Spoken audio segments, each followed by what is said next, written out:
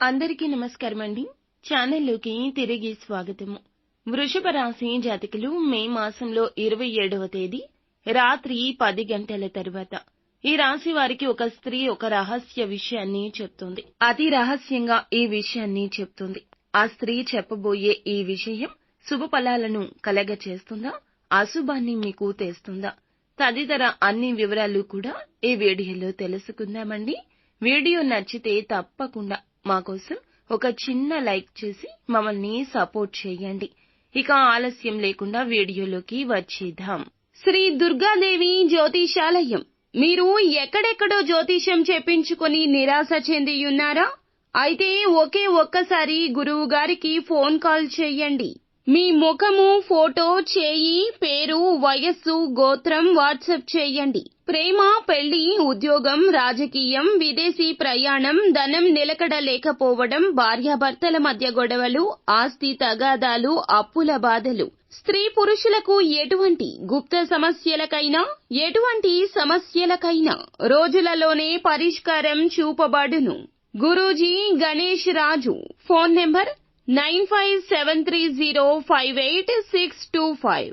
ఈ రోజున ఈ రాశి వారిని ఒక స్త్రీ రహస్యంగా మిమ్మల్ని ఇష్టపడుతుందని, ఈ విషయంలో ఈమె ఈ విధంగా చేస్తుందని అనుకున్నాం కదండి. ఈ విషయానికి సంబంధించి మనం పూర్తి వివరాలు తెలుసుకుందాము.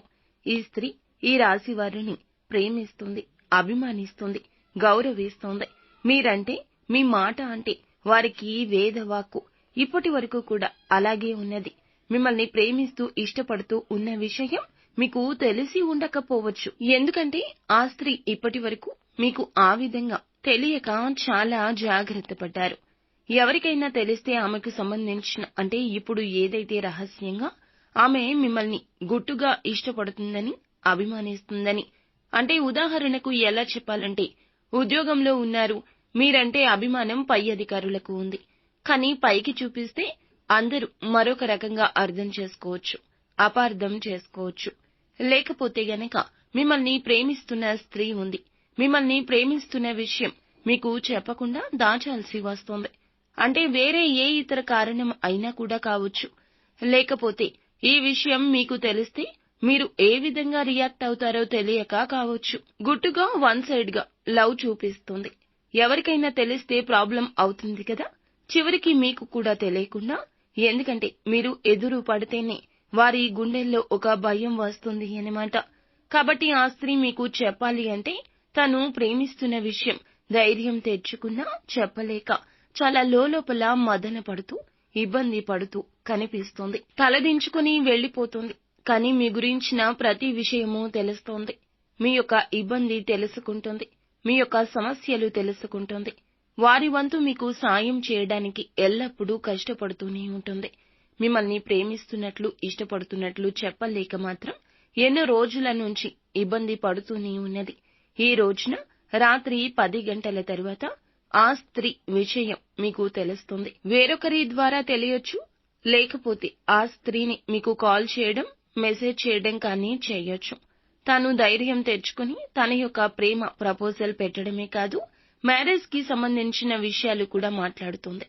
ఎప్పటినుంచో మిమ్మల్ని ఇష్టపడుతుందని చెప్పడం జరుగుతుంది.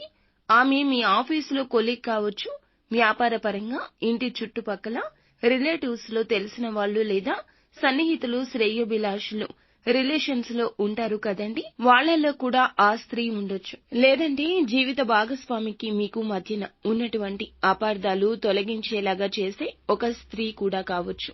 మీ మీద అభిమానం, గౌరవం పెంచుకున్న స్త్రీ కూడా కావచ్చు. ఇలా ఏ రకంగా అయినా కావచ్చు. ఒక స్త్రీ వల్ల ఒక విషయం బయటపడుతుంది. ఆ విషయం మీకు అనుకూలత కలగచేస్తుంది. మీకు కనువిప్పు కూడా కలగచేస్తుంది. రహస్యంగా ఈ రోజున ఎవ్వరికీ తెలియకుండా తాను మిమ్మల్ని కలుస్తుంది లేదా ఫోన్ చేసి మాట్లాడుతుంది. ఈ రోజున చాలా వరకు కూడాను లక్కీ డేగా చెప్పాలి. ప్రాణానికి ప్రాణంగా ప్రేమిస్తున్న స్త్రీ గురించి తెలియొచ్చు.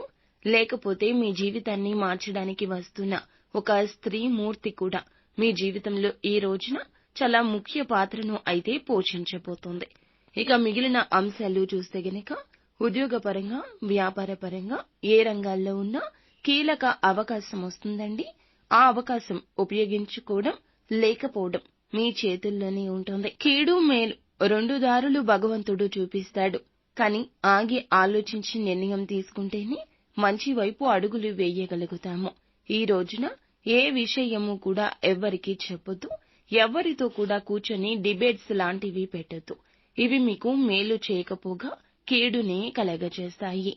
ఈ రోజున శివారాధన నిత్యము చేసుకోవడం, వీలైనన్ని సార్లు శివనామస్మరణ జపించడం, స్తోమతకు తగ్గట్లు పేదవారికి దానం చేయడం అన్నీ కూడా మేలుకర ఫలాలు కలగచేస్తాయి.